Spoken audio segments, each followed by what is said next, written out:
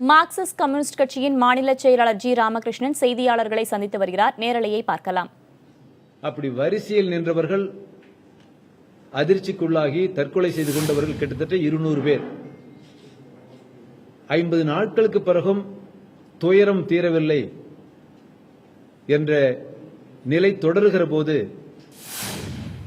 இந்திய ஜனநாயக வாலிபர் சங்கத்தின் சார்பாக சென்னை மேடவாக்கத்தில் உள்ள ஏடிஎம்க்கு எதிரில் ஜனநாயகபூர்வமாக நேற்று காலை ஆர்ப்பாட்டம் நடத்தினார்கள். ஜனநாயகபூர்வமாக நடைபெறக்கூடிய ஆர்ப்பாட்டத்தை அனுமதிப்பதற்கு பதிலாக பள்ளிக்கரணை காவல் நிலையத்தை சார்ந்தவர்கள் assistant commissioner Govindaraj, circle inspector Nataraj, sub இன்ஸ்பெக்டர்கள் ரவி, பாபு உள்ளிட்ட காவலர்கள் ஜனநாயகபூர்வமாக ஆர்ப்பாட்டம் நடத்திய இந்திய ஜனநாயக வாலிபர் சங்க தோழர்கள் மீது கடுமையாக தாக்கியிருக்கிறார்கள். காட்டுமிராண்டித்தனமாக தாக்கியிருக்கிறார்கள்.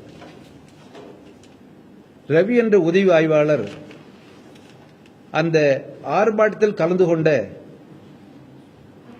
பெண்களை தொடாத இடத்தில் தொட்டு பாலியல் சீண்டல் செய்திருக்கிறார்கள். அதை வாலிபர்கள் ஆட்சேபித்து கண்டித்த போது அந்த வாலிபர்கள் மீது பெண்கள் மீது காவல்துறை தடியடி நடத்தி வாலிபர் சங்கத்தை சார்ந்த அனீஷ், ஹனிஃபா, சந்தீப் ரெட்டி, பாலகிருஷ்ணன், ஜெயவேல், அழகேசன், ஜெயக்குமார், செல்வகுமார் ஆகியோரை கடுமையாக தாக்கியதோடு அவர்களை கைது செய்து வேன்ல அழைச்சிட்டு போயிட்டாங்க.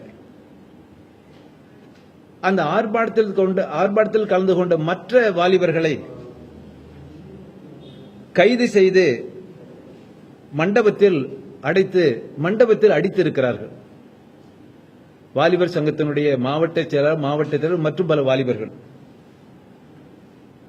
வேனில் ஏற்றப்பட்டவர்கள் எங்கு அழைத்து சென்றார்கள், எங்க இருக்கிறாங்க, எங்க அழைச்சிட்டு போயிருக்க, என்ன ஆச்சு அவங்களுக்கு